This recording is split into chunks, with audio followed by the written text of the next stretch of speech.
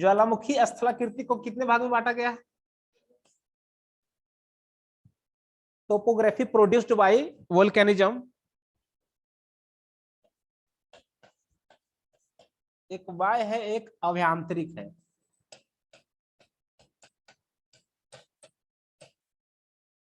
अभ्यांतरिक मतलब पृथ्वी के नीचे, ठीक ना।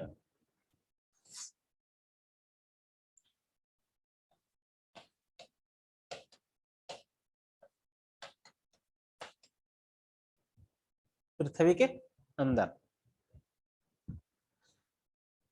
ये स्थलाकृति का निर्माण करता है। पदार्थ में क्या क्या निकलता है पता है आप लोग को? पदार्थ हो गया है ना कि वोल्केनिक जो है ज्वालामुखी पदार्थ क्या क्या निकलता है? सबसे ज्यादा क्या चीज होता है? जलवाष्प होता है, लगभग कितना? 80 to 19%। उसके बाद फिर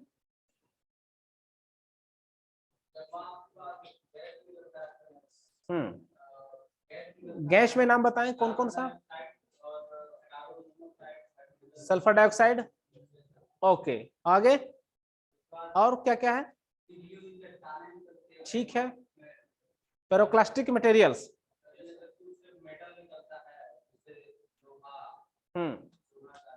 अच्छा।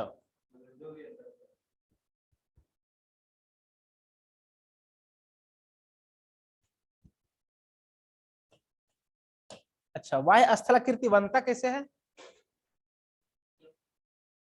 जब पृथ्वी के नीचे रहता है magma, due to radioactive element के कारण क्या होता है? हीट जनरेट होता है, ताप उत्पन्न होती है, ताप से क्या होता है? चट्टानें पिघल जाती है और पिघल करके क्या होता है? ऊपर आने का प्रयास करता है। और जब ऊपर आने का प्रयास करता है तो किस रूप में आता है वो? जब नीचे रहता है तो मैग्मा कहलाता है और जब ऊपर आता है तो लावा कहलाता है ना। समझ में आ रहा है ना? जब नीचे रहता है तो मैग्मा कहलाता है और जैसे पृथ्वी के ऊपर आ जाता है तो क्या कहलाता है? वो लावा कहलाता है। अब लावा जैसे ही आएगा तो उसमें क्या क्या चीज है लगभग?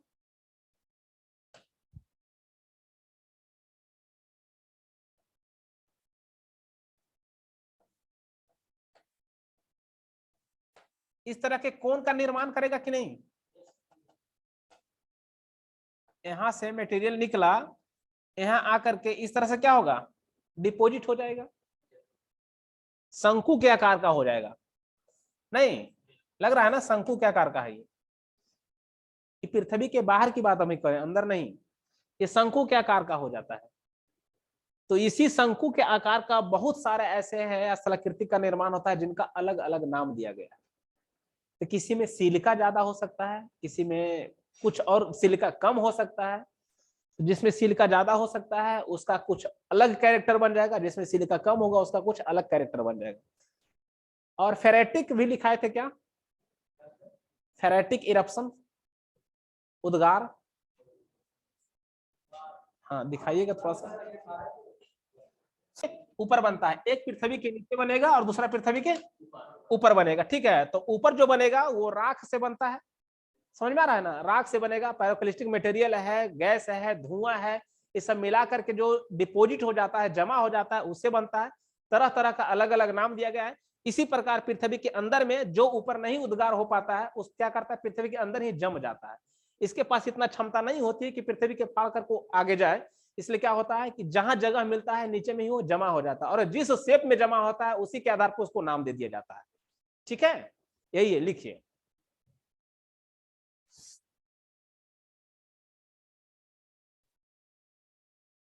पृथ्वी के अंदर बनने वाली मैग्मा ज्वालामुखी उद्गार के समय पृथ्वी के ऊपर आ जाता है।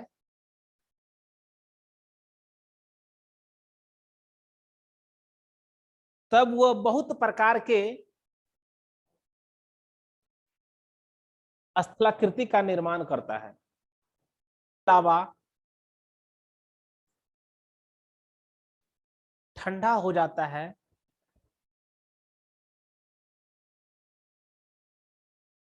एक ठोस का आकार ले लेता है।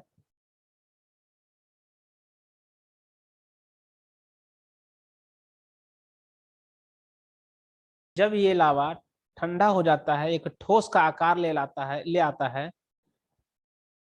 यही ज्वालामुखी पर्वत भी बनता है। इसमें लिखा रहा है पहला में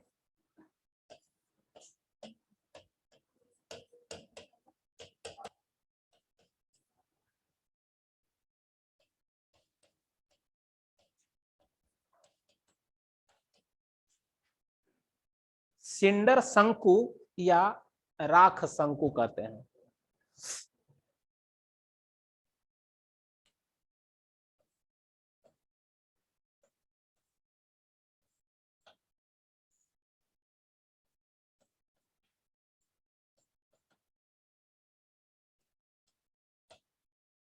ये स्थलाकृति क्या होता है? जहां उद्गार होती है उसको क्या कहते हैं? ये वाला, ये पॉइंट क्रेटर कहते हैं। ये जब बड़ा हो जाता है इसको क्या कहते हैं? जब विस्फोट होता है इसमें, वर्गीकरण भी बता दिए कि कितने तरह का होता है। फिशर इरप्शन होता है, दरारी उद्गार होता है, केंद्रीय उद्गार होता है ना। तो केंद्रीय उद्गार का ये उदाहरण है। तो केंद्रीय उद्गार में ये जब छोटा है तो इसको क्रेटर कहते हैं, और जब ये बहुत बड़ा हो गया, इतना तेज से धमाका इसके साथ हुआ कि इसका क्रेटर का जो है ऊपर वाला हिस्सा उड़ गया। और जब उड़ जाता है तो बड़ा हो जाएगा ये, ठीक ना। तो इसको क्या कहेंगे?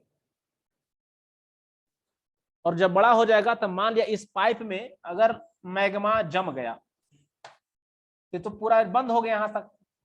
और जब बंद हो गया ये बड़ा भी हो गया, और पानी जब वर्षा होगी तो इसमें पानी जम जाएगा, ये झील का निर्माण कर लेगा। इसको कॉल्डेरा कहते हैं। क्या कहते हैं? कॉल्डेरा कहते हैं इसको। जब क्या होगा, ये बड़ा हो जाएगा और क्या है,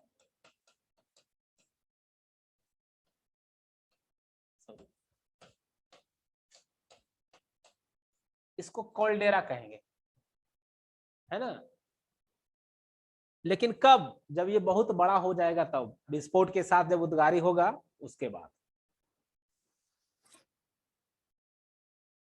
लगभग कितना है? 300 मीटर। ये बहुत बड़ा, ये बहुत लंबा नहीं जाता है। ये क्या होगा?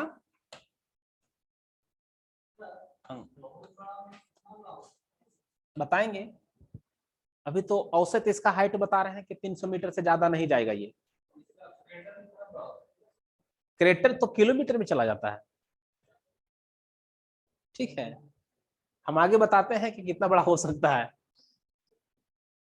इसकी ऊंचाई जो है ये छोटी होती है, सिंडर शंकु का। इसके बाद हो सकता है जो लिखाएंगे उसका बड़ा हो सकता है। ये सिंडर शंकु है, ज्यादा ज्यादा 300 मीटर तक जा सकता है। दूसरी बात, इसका जो ढाल है ये किस प्रकार का है? कॉनकेव है या कॉन्वेक्स है? मतलब अवतल है या उत्तल है? उत्तल है या अवतल है? इसका वाल जो है, अब मान लिया यहाँ से लावा उद्गार हुआ, यहाँ जाकर के ठंडा पड़ते चला गया, इसका ताकत जो खत्म हो गई, अब वो डाउन फॉलिंग हो रहा है, नीचे गिर रहा है। अब नीचे गिर के डिपोजिट हो रहा है यहाँ पे, ठीक ना, इस तरह से। तो किस प्रकार का यह है? अवतल है या उत्तल है? अवतल है, मतलब धसा हुआ है नहीं। ये देखिए इस प्रकार का है, ये यहाँ पे नहीं धसा हुआ है। इसका मतलब अस्टिप भी नहीं है, खड़ा ढाल भी नहीं है। ये खड़ा ढाल नहीं ना है। इसको बना लीजिएगा, नहीं तो एग्जाम में जो ड्रा कीजिएगा ना वो नंबर काट लेगा।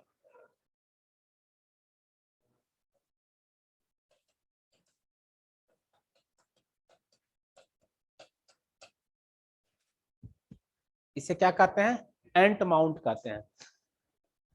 कभी ऐसा सूखी जगह जाइए, पहाड़ी क्षेत्र में जाइए, या ऐसा कभी मौका मिले तो वहां देखिएगा कि जो चींटी होती है ना, कुछ टीला का निर्माण करता है, छोटा छोटा टीला का निर्माण कर देता है। खास करके पहाड़ के किनारे जब घूमिएगा या रेगिस्तान में जाइएगा तो वहां पता चलेगा ये सब चीजें। छोटा छोटा टीला जैसा लगता है, सेम टाइप का ऐसा होता है ये।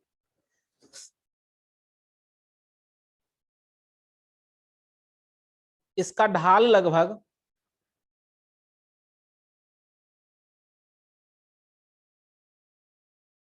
इसका ढाल लगभग 30 से 45 डिग्री होता है।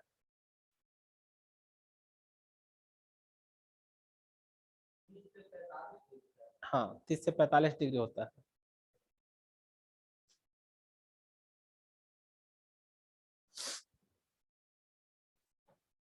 इस शंकु या सिंडर शंकु का वाल, मतलब दीवाल, सिंडर शंकु का दीवाल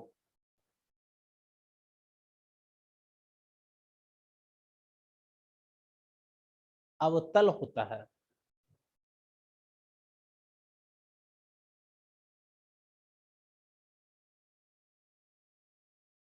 इसकी ऊंचाई निम्न होती है।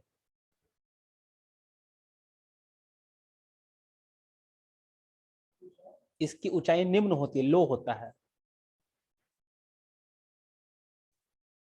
एवं इसका निर्माण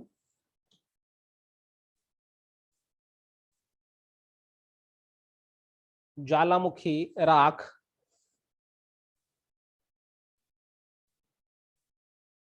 ज्वालामुखी राख, धूलकण,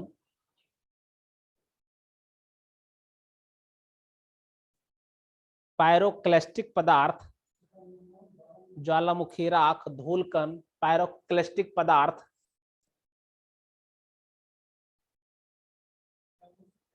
पायरोक्लिस्टिक पदार्थ, पायरोक्लिस्टिक पदार्थ उसके कहते हैं जो विखंडित होता है ना, डिसइंटीग्रेट हो गया है चट्टाने, उसको कहते हैं पायरोक्लिस्टिक पदार्थ, आदि तमाम, आदि तमाम ज्वालामुखी के उद्गार से निकलने वाले पदार्थ, आदि तमाम ज्वालामुखी के उद्गार से निकलने वाले पदार्थ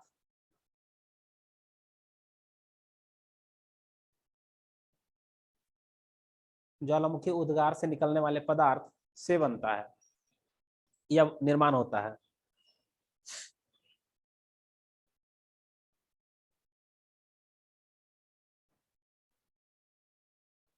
इसकी ऊंचाई, इसकी ऊंचाई कुछ सेंटीमीटर से, कुछ सेंटीमीटर से, इसकी ऊंचाई कुछ सेंटीमीटर से लगभग 100 से 200 मीटर तक हो सकता है। 300 लास्ट मैक्सिमम लिखा है इसका, इससे ज्यादा नहीं जाता ये। और सेंटीमीटर भी लिखा रहे हैं, समझ रहे हैं।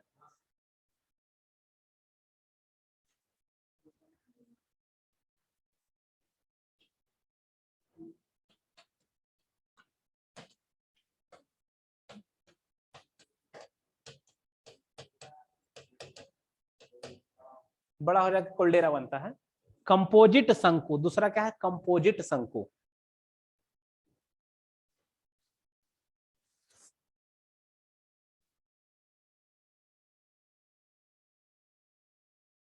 उसका एग्जाम्पल छूट गया है, एग्जाम्पल लिखिए। माउंट इजालको, कौन के बारे में लिखिए, स्टेटो। कंपोजिट शंकु, कंपोजिट शंकु, इसको स्तरित शंकु भी कहते हैं। क्या कहते हैं, डिलीट कर दें इसको।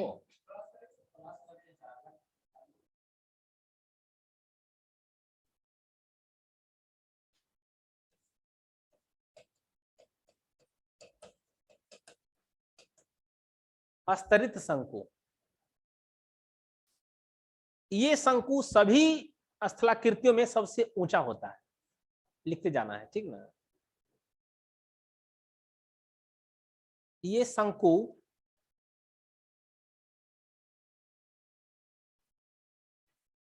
ज्वालामुखी से निर्मित सभी शंकुओं में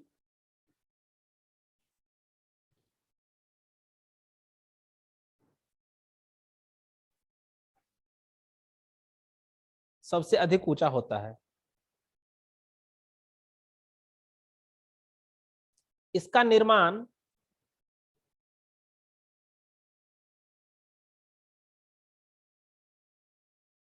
ज्वालामुखी उद्गार से निकले गए पदार्थों का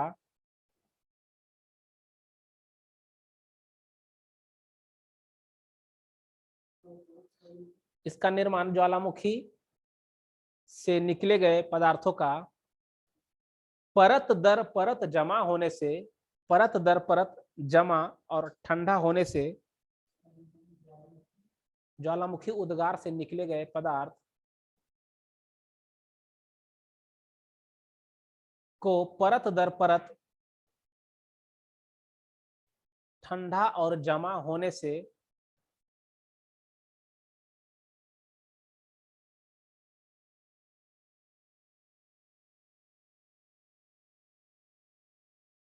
परत दर परत ठंडा और जमा होने से निर्माण होता है।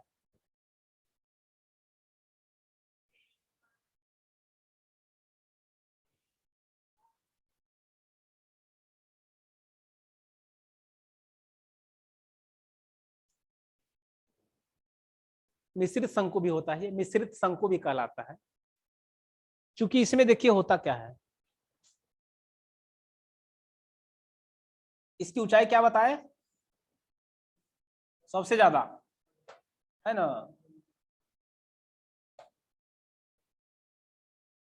और जब ऊंचा होगा इसका मतलब इसका ढाल क्या होगा, स्टीप होगा, खड़ा हो जाएगा, है ना। एक परत पहले जमा हुआ, सपोज दैट, फिर ये ठंडा हो गया, फिर वोल्केनो का इरप्शन हुआ, फिर ये परत बन गई, मतलब फिर जब इस पे आया था फिर दूसरा परत बन गया,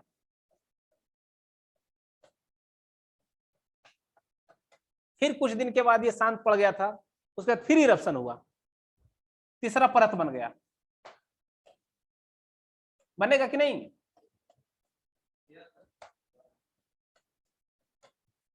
इस प्रकार इसकी ऊंचाई क्या हो जाती है, बढ़ते चल जाता है। परत दर परत आपको ड्रा करना है।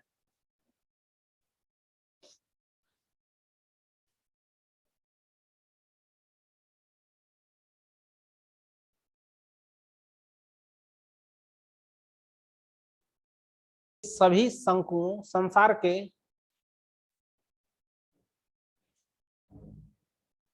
सभी ऊंचे ज्वालामुखी, संसार के सभी ऊंचे ज्वालामुखी इस शंकु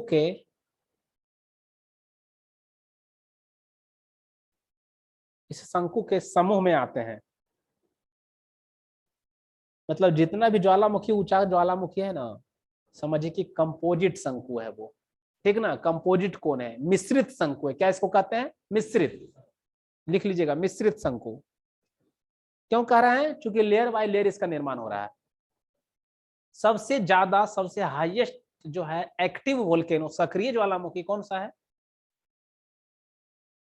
सबसे ज्यादा ऊंचाई विश्व की सबसे ज्यादा एक्टिव, मतलब सक्रिय अगर लगा दिए हैं, अगर मृत या सिर्फ अगर ज्वालामुखी कहते हैं तो इससे भी ज्यादा ज्यादा ऊंचाई वाला ज्वालामुखी उद्गार हुआ है और है। लेकिन अगर कह रहे हैं कि सक्रिय ज्वालामुखी, विश्व की सबसे सक्रिय ज्वालामुखी कहते हैं, तो क्या हो जाएगा, कोटोपैक्सी हो जाएगा। वो कहाँ है, वो डिलीट हो गया क्या, कोटोपैक्सी कहाँ पे है, पहले वर्ल्ड मैप में बताएं कि कोटोपैक्सी कहाँ पे है। हाँ ठीक है, देख सकते हैं, कोई दिक्कत नहीं है, तो प्रैक्टिस होगा, यही तो चीजें हैं।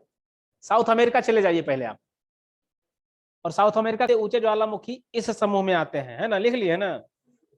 एग्जाम्पल में mount Cotopaxi, mount Cotopaxi of Ecuador, कौन सा देश में है, साउथ अमेरिका के कौन सा देश में, इक्वेडर।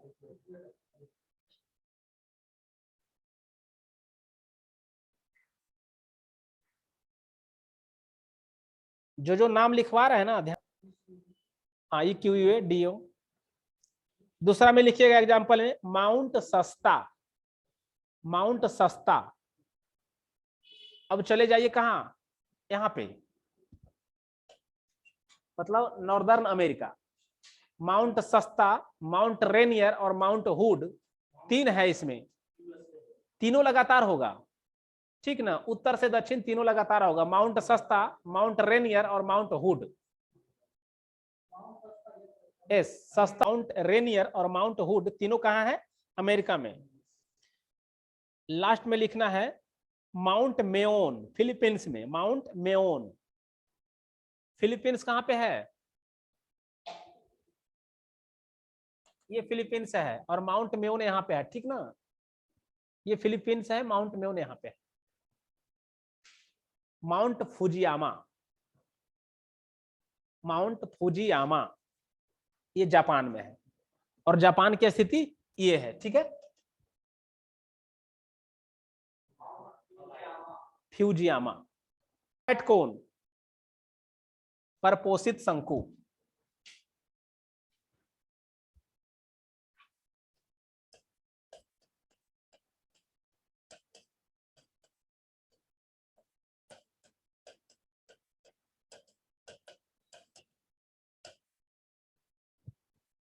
परपोषित शंकु।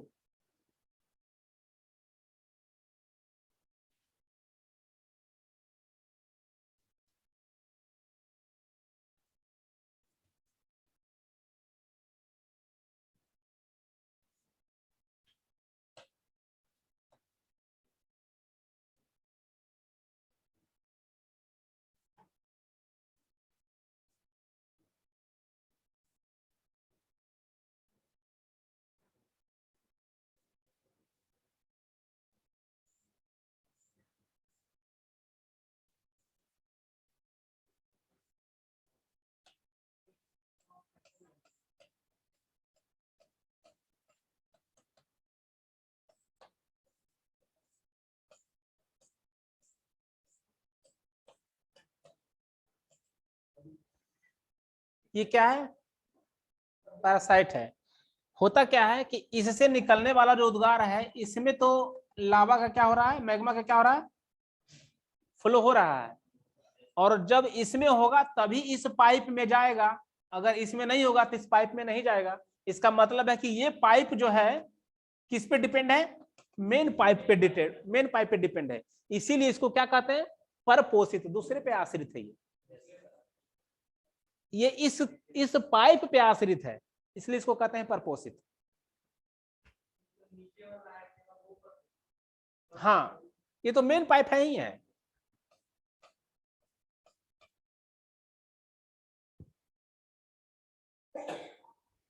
मतलब इसमें बहुत सारे ब्रांच निकल चुका है। और ब्रांच क्यों निकला, सपोज दैट कभी उद्गार इसमें हुआ यहां तक, उसके बाद फिर क्या होगा, सॉलिडिफाइड हो गया, ये कूल हो गया, जम गया। अब इतनी जम गया कि इससे बाहर जाना, इसको इतनी ताकत नहीं रह गई कि इसको तोड़ सके ये। अब ये दूसरा रास्ता ढूंढने लगा, तो थोड़ा सा बिग जोन जैसे ही मिला, क्या हुआ, ये इधर निकल गया। लेकिन जितना भी स्थलाकृति हो रहा है, सब क्या हो रहा है, पृथ्वी के ऊपर वाला ये सब है।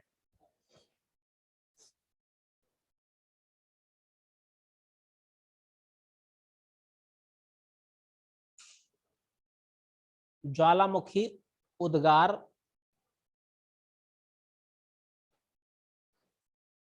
के मुख्य नली, ज्वालामुखी उद्गार के मुख्य नली से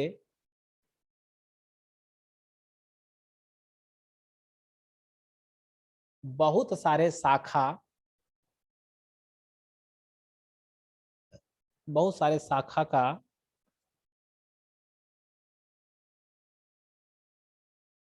ज्वालामुखी उद्गार के मुख्य नली से बहुत सारे शाखा का निर्माण होता है, जिसके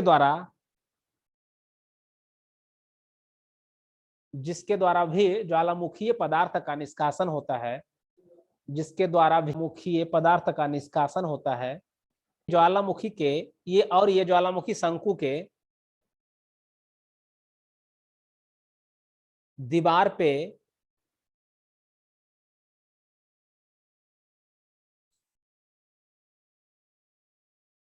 ज्वालामुखी शंकु के दीवार पे एक अलग उद्गार का निर्माण करता है। इस कोण में, सॉरी, इस शंकु में नो, जब इस शंकु में मुख्य नली में,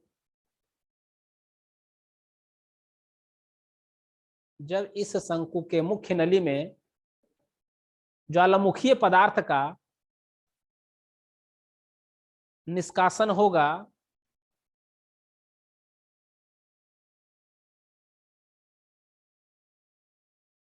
तब ही इसके शाखा नली में उद्गार होगा, तब ही इसके शाखा नली में उद्गार होगा, इसके शाखा नली द्वारा उद्गार होगा। तो अगर इसका एग्जांपल हम लेते हैं तो इसका होगा माउंट सस्तीना। सस्तीना है, ठीक ना। माउंट सस्ता पे जो ब्रांचेज से उद्गार हुआ है उसको क्या कहते हैं, माउंट सस्तीना। ये अलग ज्वालामुखी पर्वत का निर्माण कर चुका है, मतलब एक चोटी का निर्माण कर दिया ये, ठीक ना। इसको सस्तीना कहते हैं। एग्जाम्पल में लिख लीजिए माउंट सस्तीना।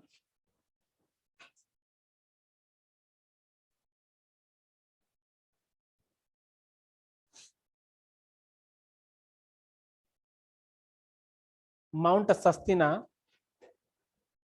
यूएसए।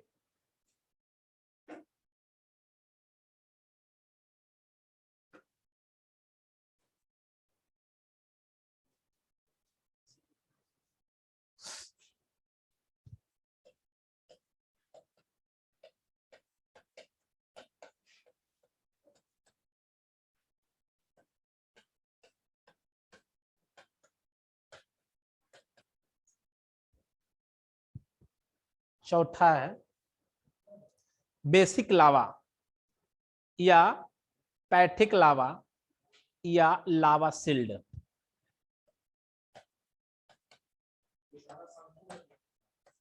ये सब पृथ्वी के ऊपर बनने वाले स्थलाकृति है। बेसिक लावा इंग्लिश हो गया, पैथिक लावा या लावा सिल्ड इसको कहते हैं।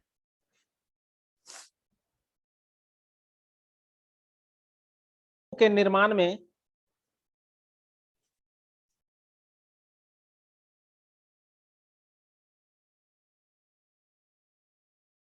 इस शंकु के निर्माण में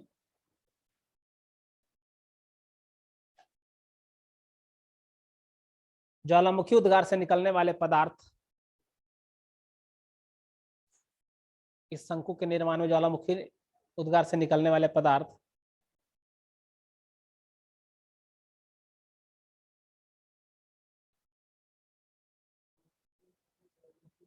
ज्वालामुखी उद्गार से निकलने वाले पदार्थ में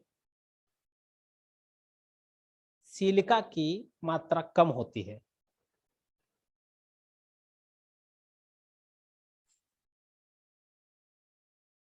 और पदार्थों में चिपचिपाहट भी कम होता है। फलस्वरूप इसका प्रसार बहुत तीव्र गति से और दूर तक होता है।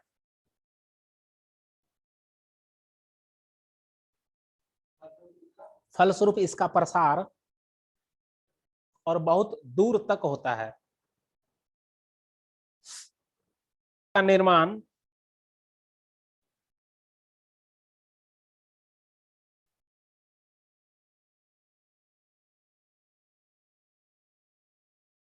उनका निर्माण बेसाल्टिक लावा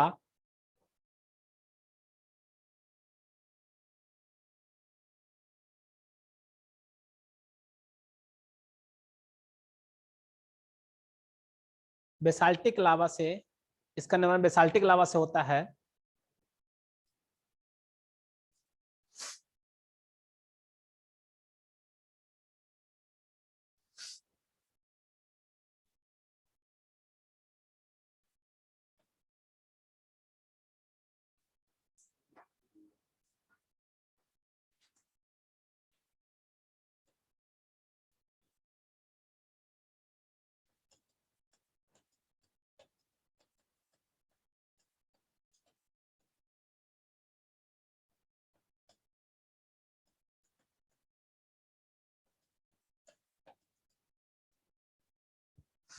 ऊंचाई इसकी कम है ना, लेकिन फैला हुआ कितना है, मतलब ये दरारे उद्गार हो सकता है। ये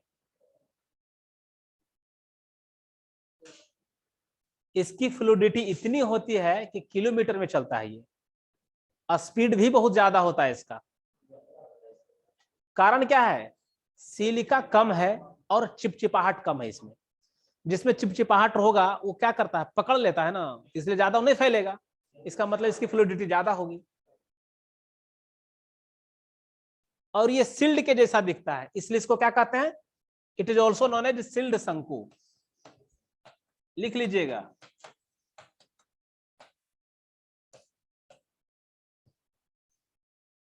इसे सिल्ड शंकु भी कहते हैं। क्या नाम है इसका?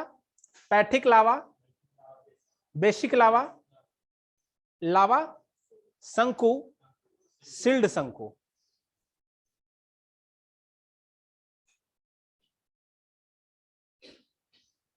और नाम इसका है हवाना कोन।